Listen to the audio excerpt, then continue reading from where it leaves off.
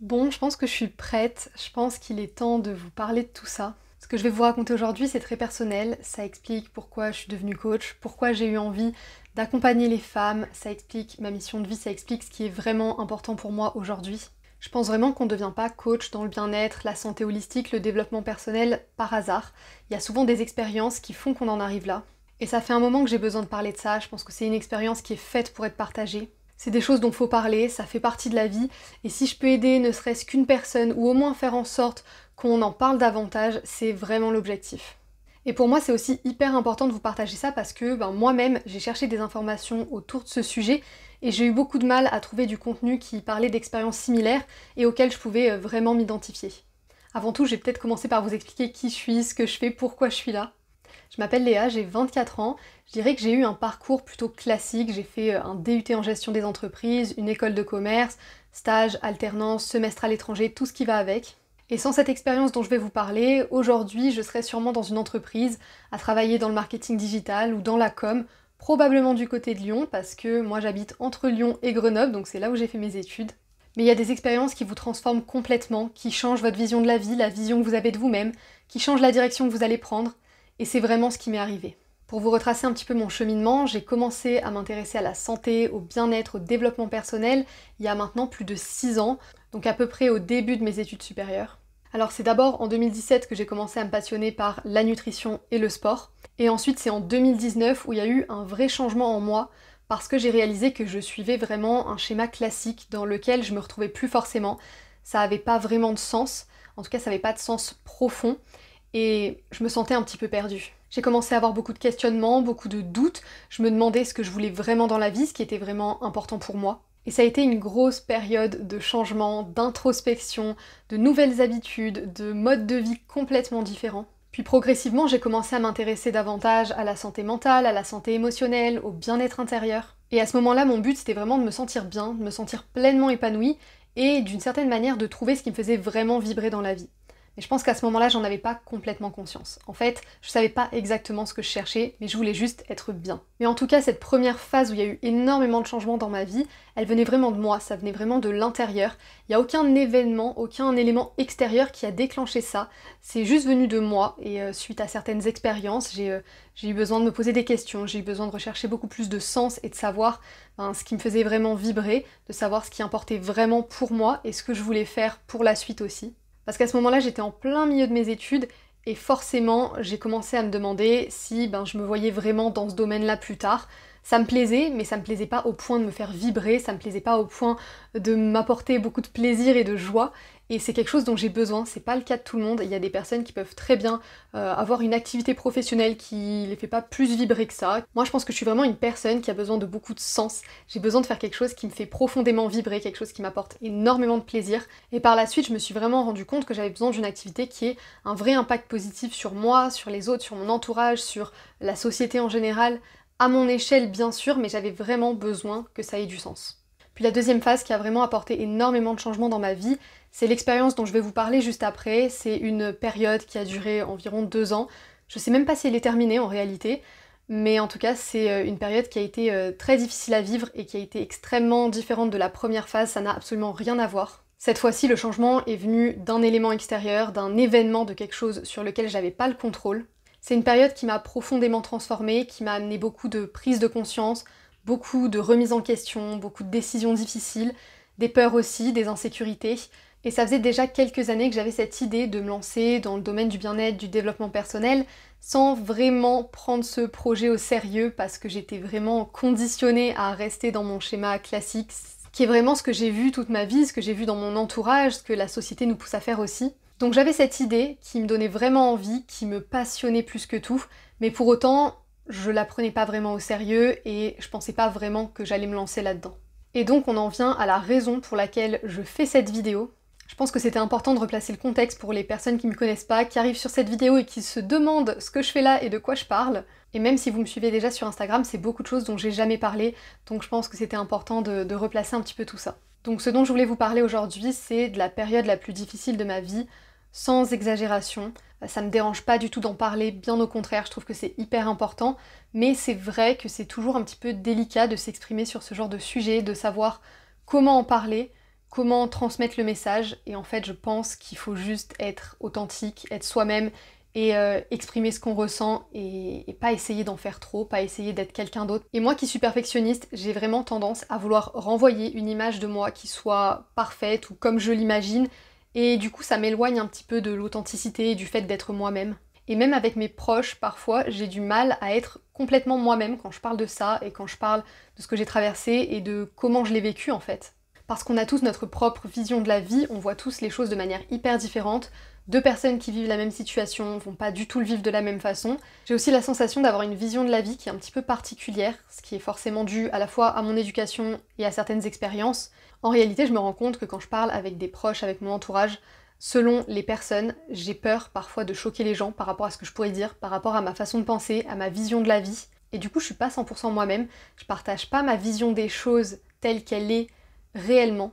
Et franchement, c'est dommage, c'est vraiment dommage et c'est quelque chose sur lesquels j'essaye vraiment de travailler parce que je pense que j'ai toujours été comme ça, que ça vient de mon perfectionnisme, c'est ok, franchement. En tout cas, rappelez-vous bien une chose, si vous avez vécu une expérience similaire, c'est probablement très différent. L'expérience est sûrement différente, votre manière de la vivre est différente aussi, et je peux vous assurer que deux personnes dans la même situation vont la vivre de manière très différente, elles vont avoir une vision différente, des pensées, des émotions différentes. Et ça franchement c'est une certitude parce qu'avec ma sœur on a traversé la même expérience et pourtant on l'a vécu de manière un petit peu différente. Ce que je vous partage là c'est vraiment à travers ma vision des choses, mon vécu, mon expérience, la personne que je suis aujourd'hui. Et si j'avais vécu la même expérience il y a 3-4 ans en arrière, je l'aurais absolument pas vécu de la même façon parce que mon cheminement personnel a énormément impacté la façon dont j'ai vécu cette expérience, dont j'ai vécu cette période. Ça a probablement fait toute la différence parce que j'avais certaines connaissances, certaines habitudes, certains outils à disposition que j'avais pas 3-4 ans en arrière. Et clairement, ça m'a permis de me sentir le mieux possible, ça m'a permis de prioriser ma santé et mon bien-être. Et ça, je peux vous dire qu'à la fin, ça change vraiment tout. Donc chaque expérience est unique, rien n'est comparable. Pour autant, si vous voulez me partager vos expériences en commentaire ou en message privé sur Instagram, n'hésitez pas, ça serait vraiment un plaisir de vous lire et de pouvoir échanger avec vous. Je me demande à quel point je vais rentrer dans les détails dans cette vidéo. Je sais même pas par où commencer, franchement, il y a trop de choses à dire. J'allais vous dire que la période la plus difficile de ma vie, c'est quand j'ai perdu ma maman il y a un peu plus de 6 mois. Mais en fait, en réalité, c'est pas exactement ça. Ça a commencé bien avant ça. En réalité, ça a commencé en juin 2020 quand ma maman a été diagnostiquée avec une maladie neurologique. En fait, à ce moment-là, j'avais pas vraiment conscience de ce qui se passait, j'avais pas vraiment compris ce qui allait se passer, je savais pas du tout ce qui nous attendait. On savait pas ce qui nous attendait. Donc quand j'y repense, franchement, c'était dur d'apprendre ça, mais on était carrément dans le flou, on savait pas du tout ce que ça voulait dire, on savait pas quelles étaient les conséquences, et on savait pas du tout ce qu'on s'apprêtait à traverser. Quand je dis on, je parle de moi, ma maman, mon papa, ma sœur, principalement, le reste de la famille aussi, mais en réalité c'était surtout nous quatre. Pareil, pour vous remettre un petit peu dans le contexte, à ce moment-là j'étais sur la fin de mes études et j'étais revenue habiter chez mes parents au début du confinement en mars 2020. En plus de ça, mes parents étaient en train de faire construire une maison, ils étaient entre deux déménagements, franchement c'était pas l'idéal. Alors je vais pas rentrer dans les détails de la maladie, le pourquoi, le comment, c'était assez particulier. Je pense que j'aimerais en parler plus. Alors peut-être que je referai une vidéo où je parlerai de cette maladie en particulier, des maladies neurologiques et surtout des maladies neurologiques quand on est plutôt jeune. Je pense que ça pourrait aider d'en parler parce que c'est vrai que je connais personne qui a vécu ça, j'ai pas trouvé énormément d'informations sur le sujet, en tout cas pas d'expérience. Mais globalement, on a appris qu'elle avait une maladie neurologique rare, dégénérative, incurable, comme beaucoup de maladies de ce type. À ce moment-là, elle avait 50 ans, donc c'est assez rare d'avoir ce type de maladie aussi jeune. Et à partir de ce moment-là, à partir du moment où on a appris pour sa maladie, ça a très vite eu un impact sur sa santé physique. On a très vite vu les conséquences qui n'étaient pas forcément là avant, ou en tout cas pas très visibles. C'était vraiment impressionnant à quel point les symptômes sont vraiment arrivés du jour au lendemain après avoir appris la maladie, comme s'il y avait une forme de déni, une sorte de blocage dans le mental, dans le cerveau. Et ça a très vite eu un impact sur sa vie, sur ce qu'elle pouvait faire ou pas, aussi sur la vie de ma sœur, mon père et moi. Et comme c'est une maladie neurologique qui touche donc le cerveau et que c'est le cerveau qui permet au corps de fonctionner, il y a eu à la fois un impact sur les fonctions cognitives et physiques. Et progressivement, il y a eu des choses qu'elle pouvait plus faire. La première, c'est qu'elle a dû arrêter de travailler. Elle était prof d'anglais et son métier, c'était sa passion. Donc ça a vraiment été un coup dur et ça a été immédiat après avoir appris pour sa maladie.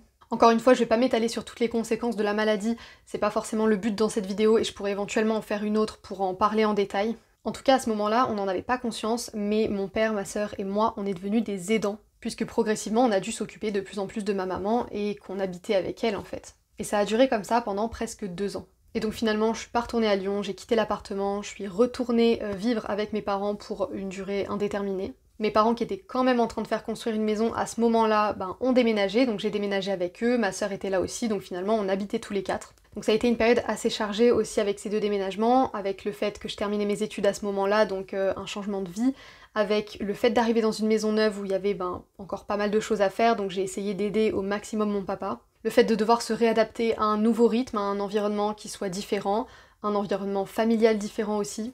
En fait c'est complètement fou, la capacité du cerveau à sélectionner les informations qu'on va se rappeler ou pas, parce que cette expérience qui a été hyper difficile à vivre, qui a été juste la plus difficile de toute ma vie, et j'ai beaucoup écrit à propos de ça pour m'en rappeler, parce que je savais que potentiellement mon cerveau allait essayer d'éliminer ces informations de ma mémoire, et quand j'essaye de m'en rappeler, je m'en rappelle sûrement pas comme c'était en réalité. J'ai vraiment du mal à me replonger dans ce que je pouvais ressentir, dans les émotions que j'avais à ce moment-là. Donc c'est vraiment compliqué à retranscrire. Mais ce qui est certain, c'est que janvier-février 2022, ça a juste été les pires mois de toute ma vie. Franchement, je souhaite ça à personne. J'espère ne jamais revivre quelque chose de similaire. Sur ces 2 ans, ça a vraiment été la période la plus difficile.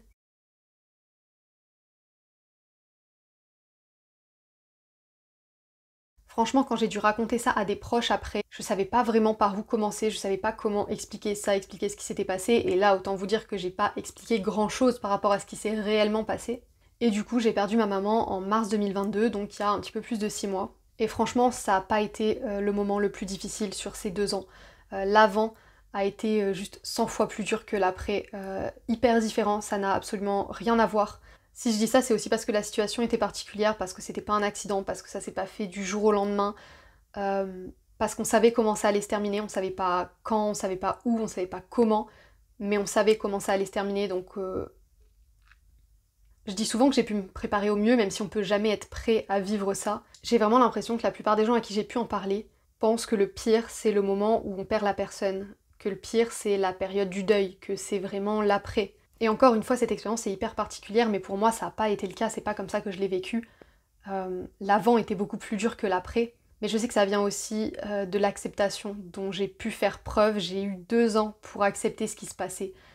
Et je sais pas si 2 ans c'est long ou c'est court, franchement, je sais pas si on aurait pu tenir plus que 2 ans dans la situation dans laquelle on était sur la fin.